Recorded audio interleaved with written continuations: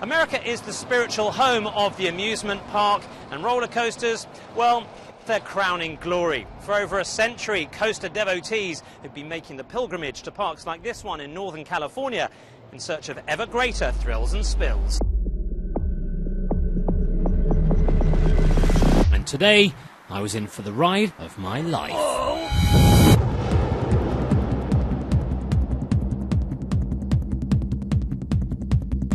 Some of the most technological advances that have come around in the last 100 years or so are obviously gravity-driven roller coasters. The ability to go upside down. You've had a multitude of different ride carriages, so stand-up, inverted, flying.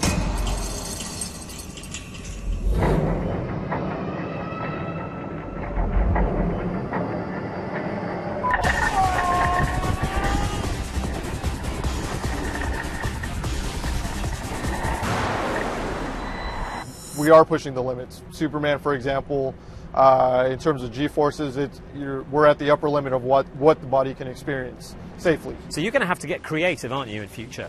Yeah. I mean, essentially, you got to go back and you have to see, what can you do with this roller coaster to make it unique? What can you do to make it innovative? What hasn't been done? I think the main challenges that are facing amusement park designers and roller coaster designers is the competition between smartphones and other new media. I think we're at a real cusp here for huge advancements in technology. Similar to what you would see in automobiles, the advent of carbon fiber is going to make a huge difference in terms of ride design. It's going to make things lighter, more efficient, which will make them more exciting. In addition, you're going to see a lot more interactivity in rides. You're not going to see just a roller coaster. You're going to see a roller coaster with a soundtrack.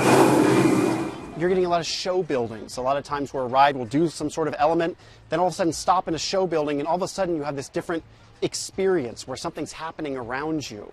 Verbolten's a good example at Busch Gardens, where the ride starts off just as a normal roller coaster, then goes into a show building where you sort of get involved in this storyline about what happened with this touring company that is the roller coaster. Then all of a sudden everything drops, and then you blast out of this building, and now all of a sudden you're on a regular roller coaster. It's just that extra little element that just adds that, I guess, your fourth dimension, plussing it, as Walt Disney used to say. So if you were ever tempted to think roller coaster development had plateaued, well, that was never likely.